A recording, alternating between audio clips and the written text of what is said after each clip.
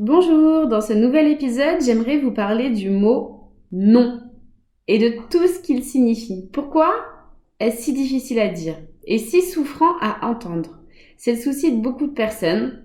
Le non qui fait mal. J'aimerais grâce à cet épisode qu'il devienne un ami, un cadeau à offrir et à recevoir. Alors que signifie-t-il? Pourquoi est-ce si dur à dire? Pourquoi je vis mal d'en recevoir? Et surtout, comment bien le vivre? Savoir dire non, s'autoriser à le dire et savoir accueillir un non, ne pas souffrir quand on l'entend, c'est ce que je vous explique à ma manière dans cet épisode. Bonjour, je m'appelle Maggie et à travers Cancun et ce podcast, je souhaite vous transmettre tout ce que j'ai appris, vécu et compris sur la communication et les relations. 2 éléments que j'ai à cœur de voir exister de manière positive dans notre monde. Mon activité consiste à vous informer, vous former et vous accompagner à votre épanouissement relationnel, pour des relations de qualité avec vous-même et avec les autres.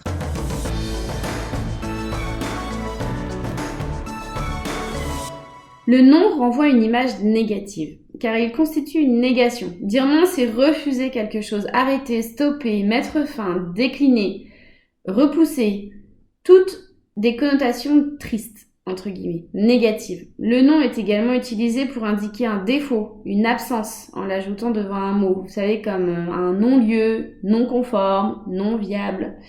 Dire non, c'est aussi ne pas être d'accord. Et le désaccord, accompagné d'une charge émotionnelle forte, peut se transformer en conflit.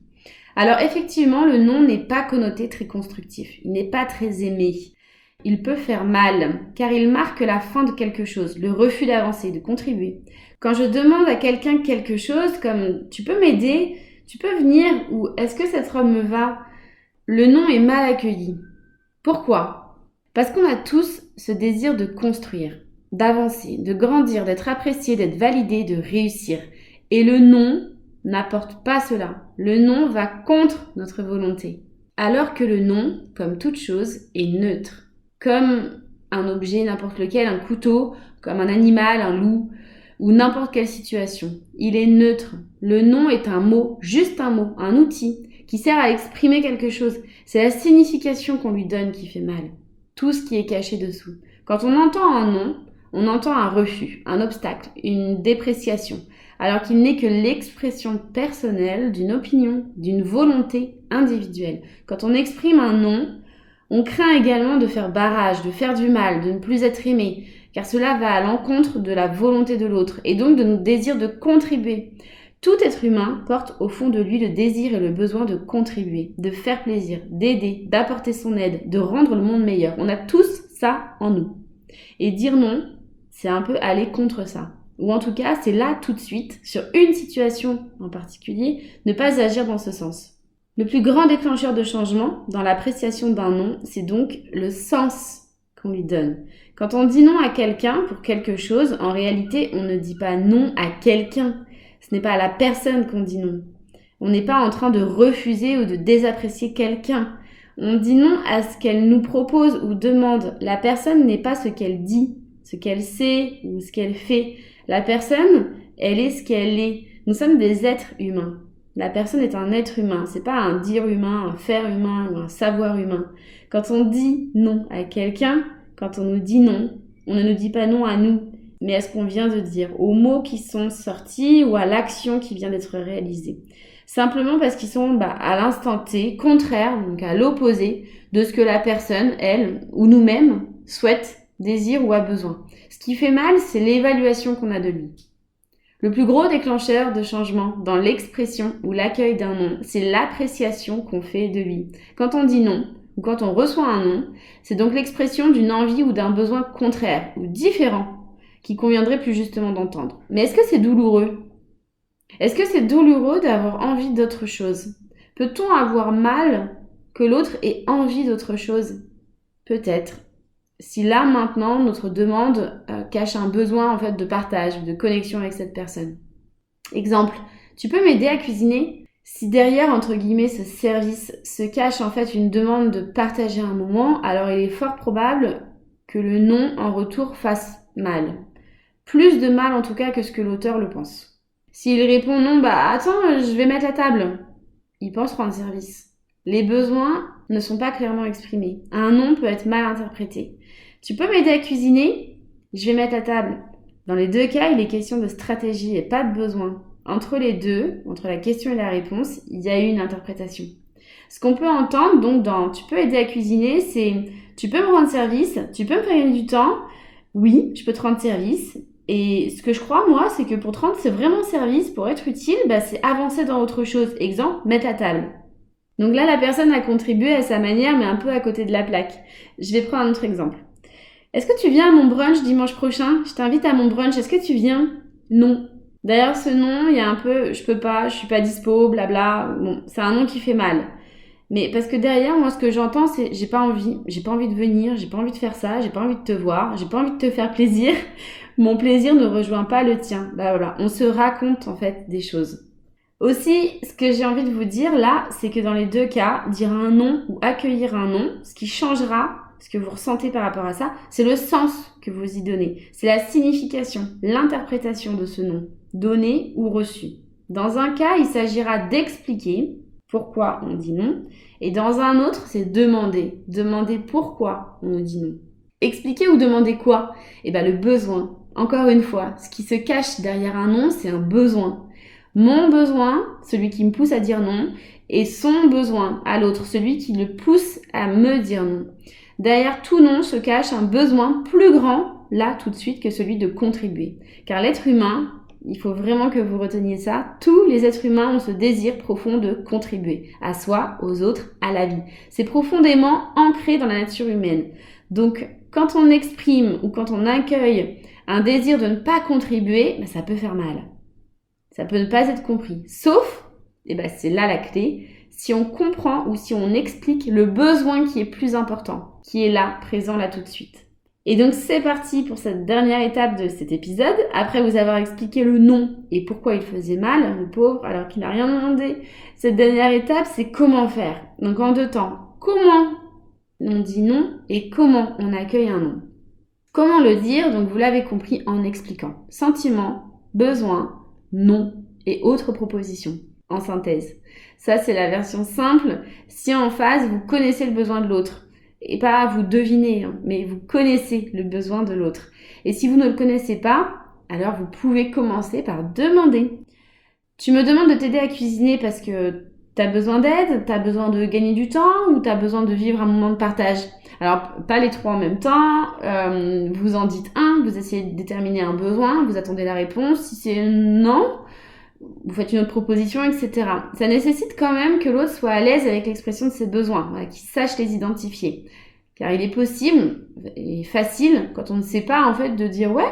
Et donc, entre parenthèses, sachez que ce serait là vraiment, vous, un merveilleux cadeau que vous feriez à l'autre, que de lui demander de se connecter à son véritable besoin. Parenthèse fermée.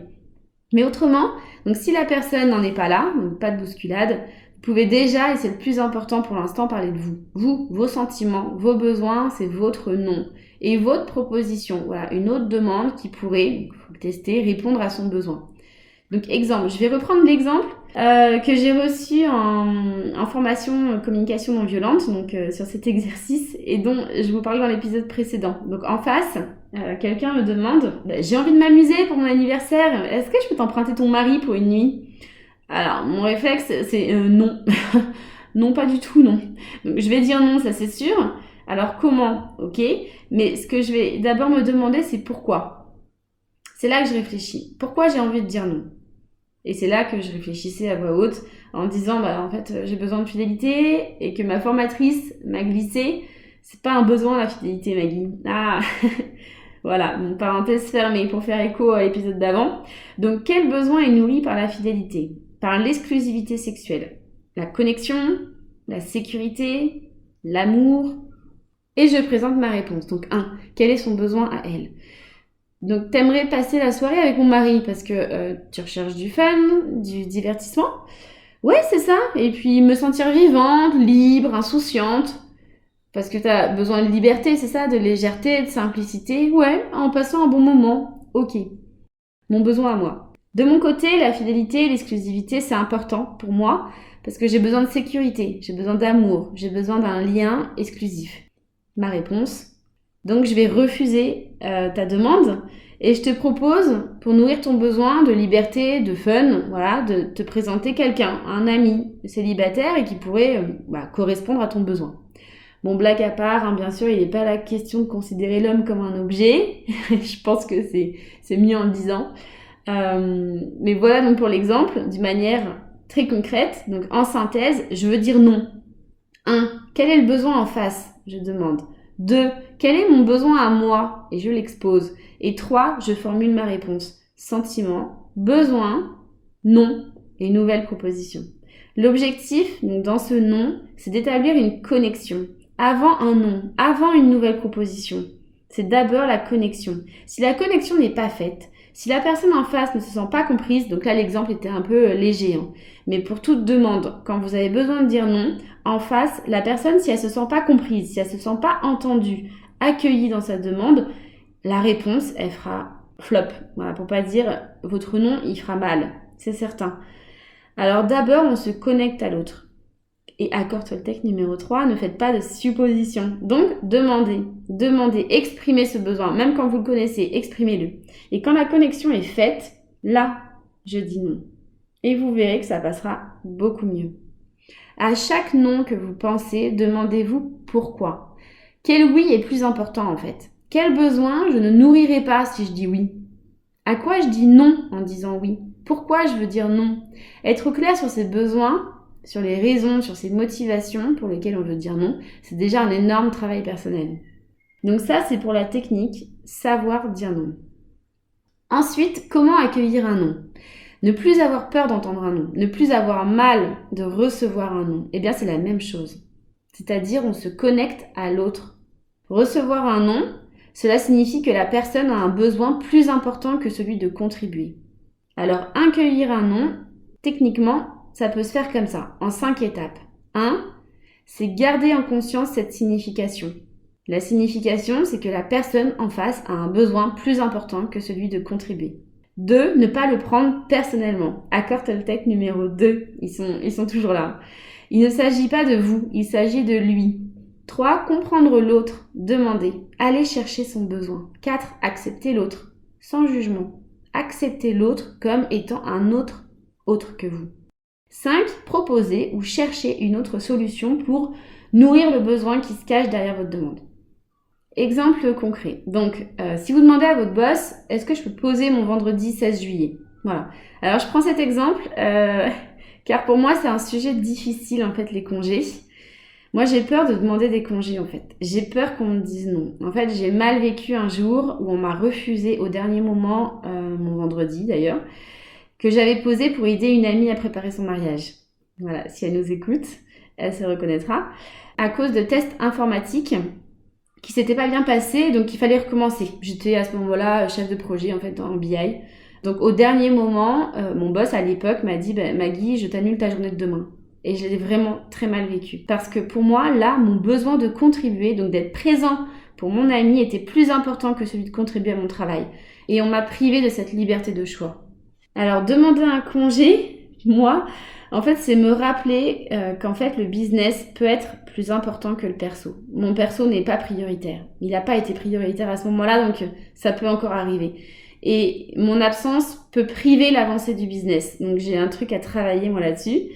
Bref, toujours est-il que je prends cet exemple parce que à chaque fois que je demande des jours de congé, il y a un truc qui se réveille en moi, une sorte de culpabilité, peut-être de honte, et je me prépare à accueillir un non. Donc, exemple, je demande à mon boss, est-ce que je peux poser mon vendredi 16 juillet? Voilà. Si en face, donc mon boss, après réflexion ou pas d'ailleurs, me répond non, je vais sans doute d'abord mal le vivre, car il s'agit d'un refus, d'accord, d'un obstacle à mes projets. Bon, donc je vais me refaire mes étapes. 1. Je garde en tête cette signification. S'il me dit non, c'est que lui a un besoin plus important. Business, image, perso, bon, peu importe. Mais son non est motivé par quelque chose et je n'ai pas à le juger. Donc 2. Je ne le prends pas personnellement. Il s'agit de lui. 3. Je lui demande, car j'ai le droit de m'expliquer. Donc voilà, je teste encore une fois. Tu me dis non parce qu'il y a une réunion importante ce jour-là, je l'aurais loupé. Tu me dis non parce que j'ai déjà posé le lundi et voilà, tu crains peut-être que mon travail ne soit pas bien fait. Voilà. Bon, entre nous, un bon manager nourrira son refus. Il expliquera. Moi, j'ai été formée en fait dans mon ancienne boîte à dire non pour ne pas générer de la frustration ou de la colère chez mes collaborateurs. Donc, il est quand même peu probable que ce non ne soit pas accompagné. Mais si ce n'est pas le cas, effectivement, cherchez l'explication. Une explication rationnelle, puis le besoin qui se cache derrière. Donc, tu as besoin de résultats, donc d'être rassuré sur le fait que j'atteindrai bien mes objectifs ce mois-ci ou cette semaine. Est-ce que tu as besoin de confiance? Est-ce que tu as besoin de connexion, etc. Bref, je lui demande une explication, son besoin.